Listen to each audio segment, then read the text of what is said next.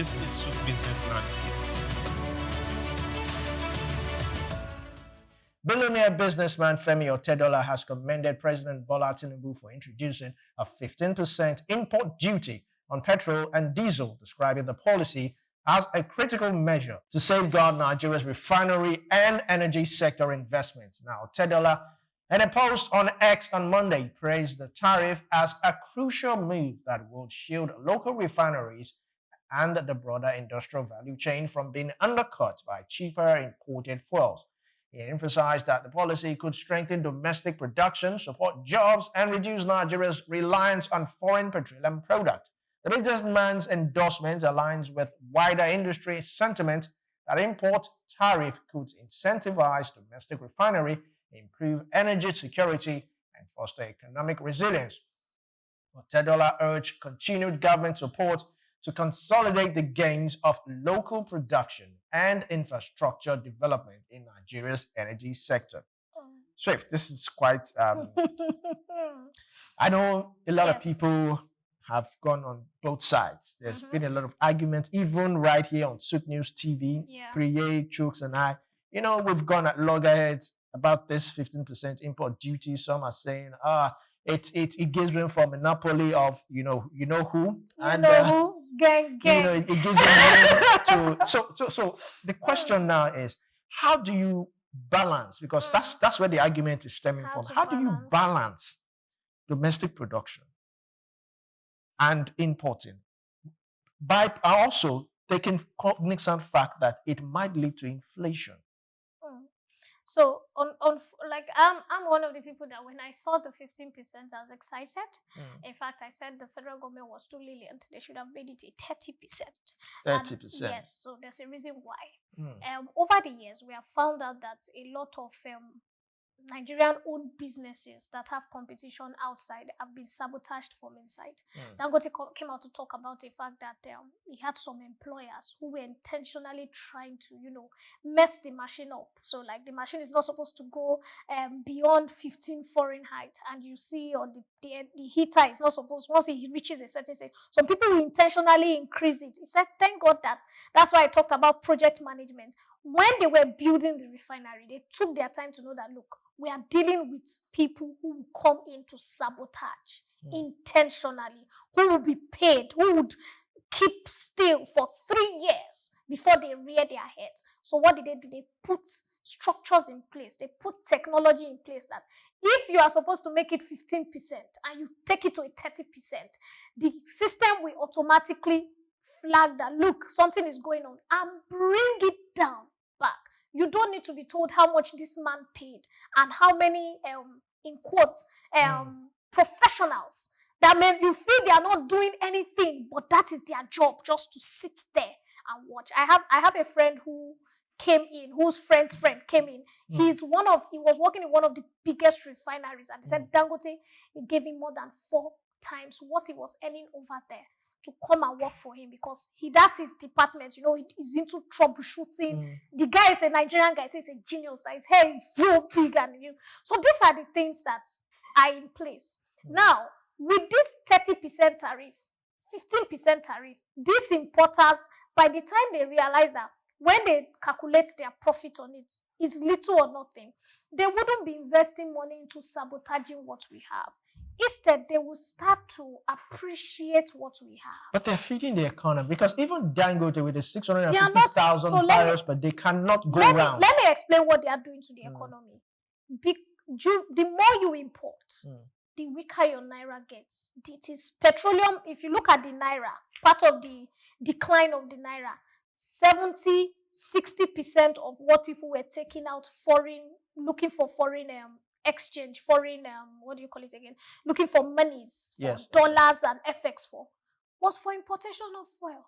Since the increase, FX dropped drastically. So, for example, I don't drive every day anymore. It means that what I was doing for petroleum has been reduced. So, FX dropped drastically. About 40% of what people were using to import dropped. Minus subsidy where they were importing and they were taking out. You understand? Let's leave taking to border countries and all that and getting money from subsidy. Let's leave that side apart.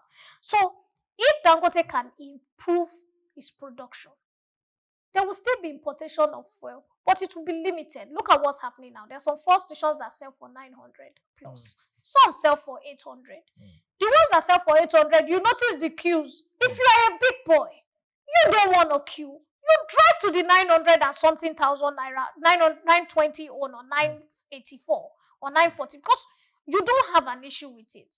Same way, right now, as of today, initially, when the landing cost, with the 15%, news had come out that with the 15%, it was 885 naira. So by the time they clear, they won't sell for less than 950. But as of this morning, report showed it was about 828. Meaning it's still fair. If you're importing, if your landing clearing cost is 828, you can still sell at 890, which is competition to Dangote. You can still sell at 920, which a lot of fuel stations are still selling at, and people are still buying. So the federal government is being fair. To me, it's not a big deal. It will just propel people like Dangote to upscale. It will propel other people that are building refineries like the Bua Group to make sure they push it. It would also push Nigerians to put their eyes on NNPC. After all, a lot of money has been invested in NNPC refinery. At least one should start to work. If one is working and is helping with 20% of what Nigerians need, are we not all right? Shebi NNPC staff are getting paid every year. What are they getting paid for? If no, that's the truth. It's going to get Nigerians to this point where we are going to start saying, why are we paying NNPC staff if petroleum products are not coming out from this refinery? Can we sell already? And so if this happens, guess what will happen? Because we must boost local refinery. There's nothing, and the good thing about the local refinery right now is in the hands of private people, private businessmen who follow world-class business standards. It's no more in just Baba Sikeru and Mood's hand, like what happened with rice. Like I always told them, if the rice millers, if you had to have a meal with an international brand, that I come and I know that, okay, Swift's meal, other people sell to Swift meal, and Swift is the only one allowed to give out, the prices of rice would not have been, federal government would have been able to put a mark on it that a bag of rice should not be more than 40-something thousand.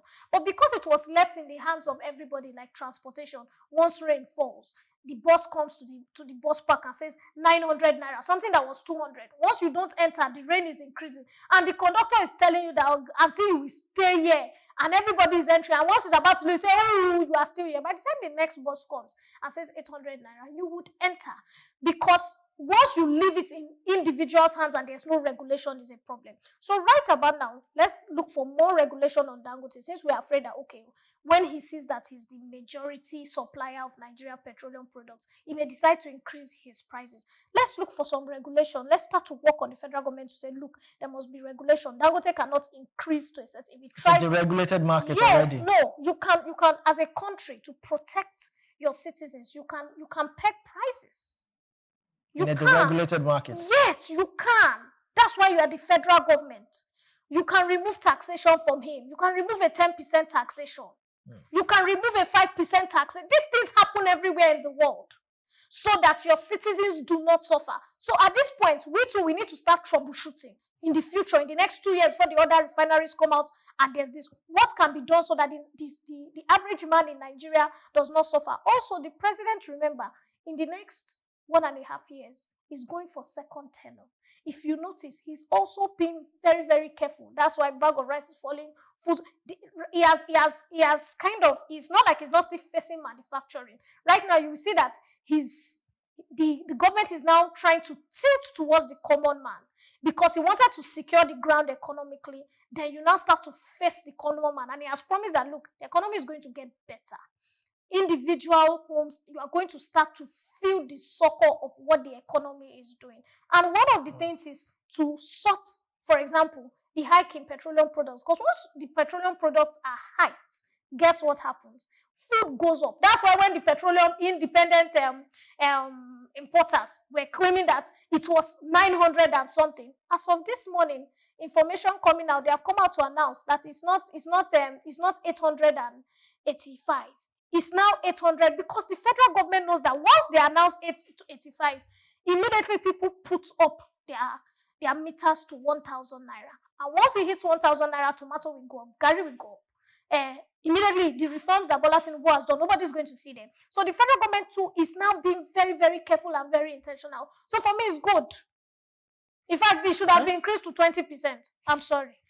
All right, Benga Ayonuga, 2023, when President Tinubu came in, he said subsidy is gone. Nigeria can no longer pay for subsidy. So subsidy was removed. Market was deregulated. Now, 15% import duty on fuel. How does this protect local refineries?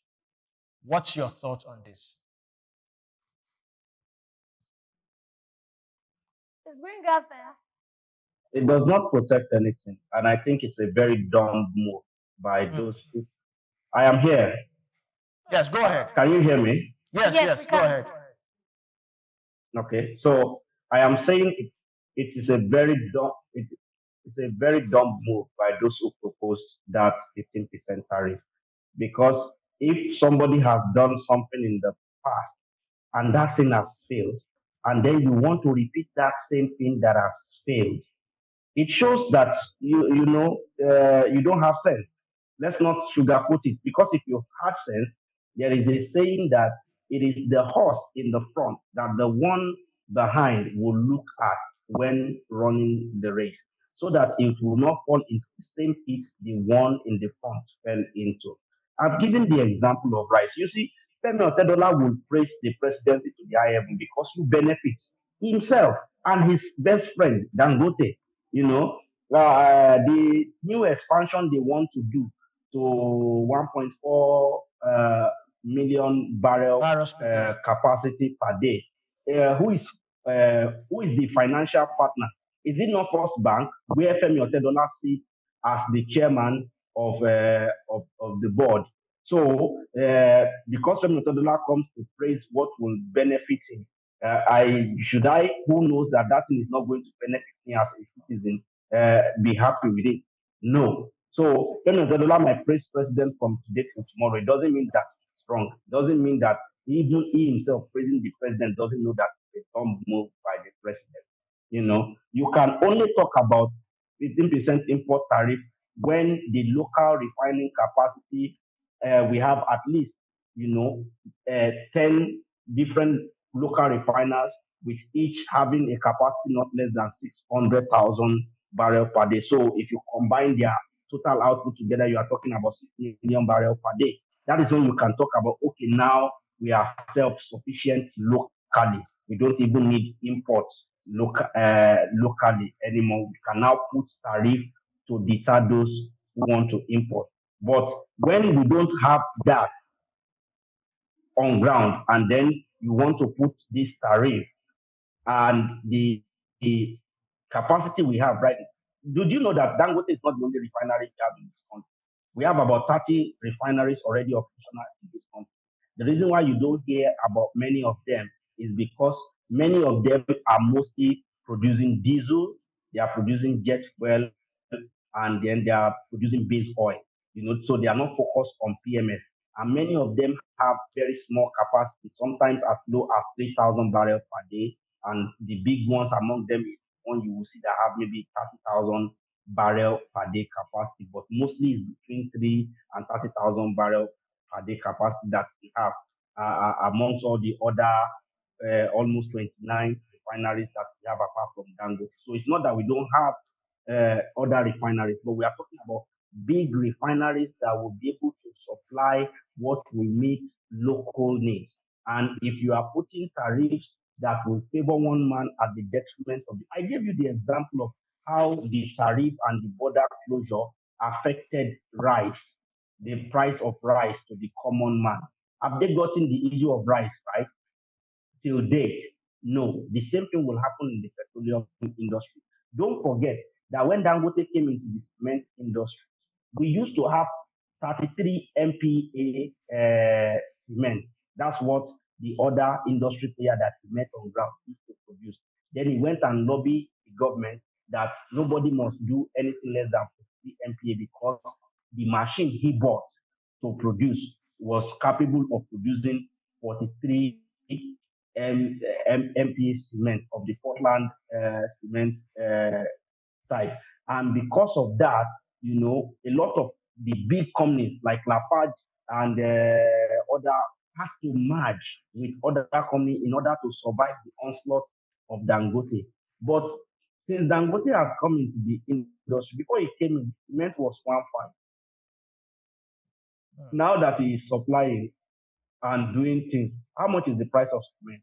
Even when Bua was trying to help the country to reduce the price of cement, did you see Dangote do anything in that aspect?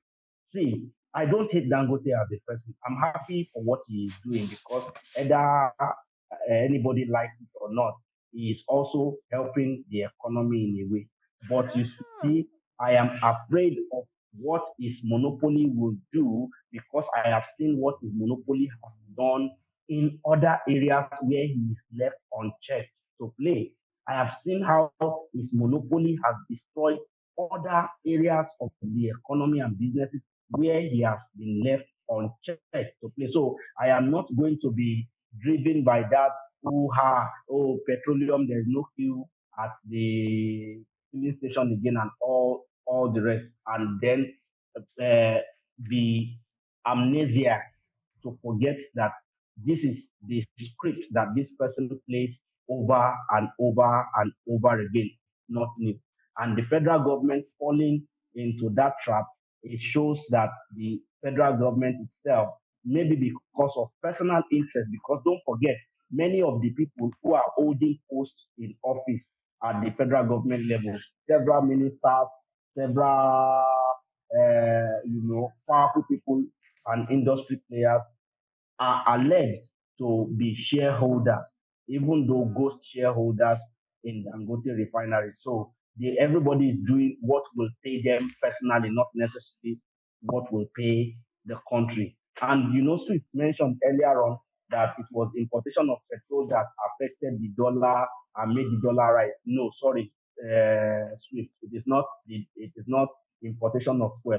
It was the subsidy money that was money for the boys paid by the previous administrations from Obasanjo to Jonathan to Buhari that affected our dollar because people were just collecting money for doing nothing. Then the second thing that affected our dollar was I said 40% of the reason why the dollar. That's what I said. I said part of the reasons. I didn't say that was what totally affected. I said part of the reasons. They will collect their which was at the end of the month. Then they will go and change it to dollar, and that will have effect. When our governors were collecting their allocation, many of them from Abuja like this, they are going to change their allocation to dollar and hide it. Many of the governors have been alleged, and even though we don't have concrete evidence to prosecute many of them, but at least we saw a governor who paid his children's school fees for the next several years before leaving office. The former governor of this state, even though that case now, I don't know where it stands at the moment, and that is what almost all of it was an open secret if you are in the government circle or people in government, and that was what pushed the dollar high because they were buying dollars and hoarding it, and therefore the pressure was on the demand for dollar was high. So it is not about importation or what have you. I think this 15% is a very wrong move, and I think that it is a wrong move also at a wrong time, and it's going to have terrible effects on the long run. Benga, that's all right, Swift. Let's have your final thoughts. Which for me, I do not see why we should stake a country's moving forward in the petroleum industry because we're afraid that Dangote will monopolize an industry. Right now, there are many open players. Like he said, I know of a lot of refineries that have been operating over the years. In fact, there was a time that I was shocked to find out that there was a refinery in this Lagos that was operating. But what did the owners of these refineries do? When there's fuel scarcity, they give to the elites, their own friends who have fuel depots in their houses. In fact, I drove in years ago with a friend when there was fuel scarcity, and Oga said, go and fill his tank. And that was when we found out that the guy had a mini fuel depot. And that was when I found out, this was I think 2014 or 16, that was when I found out that there were refineries there was a refinery owned by somebody in this Lagos, but it was they said, oh, it's a small refinery. So what they were doing was, when there's fuel scarcity or whatever, they give to themselves. These people have never been interested in the common man. Good or bad, Dangote's refinery is sorting the common man. So why do I want to tie my nation's economy down because a couple of people want to import petroleum products to enrich themselves? They have been importing petroleum products since the 80s without tariffs on them. What have they done for the economy? How many roads have they built? How many schools have they put up? How many people have they really employed? They really employ people and pay them peanuts. It's really the people coming from overseas. It's still the international foreign countries that pay the oil workers well. The local energy importers that bring in fuel, how much do they really pay their staff? I used to know a couple. So the truth is, it is okay for the government to put the 15%. Let's see how it goes. If it shakes the economy too much, then the government can always review. We have a House of Rep, we have a House of Assembly. But for now, is there any nation that produces fuel and they import without tariffs? There is none. Can we hit global standards in Nigeria? Yes. I'm sorry for sentimental attachment for people who work in oil and gas servicing companies that import petroleum, but it's high time we see the handwriting on the wall. You can't keep enriching yourself by suffering the common man on the street. So no.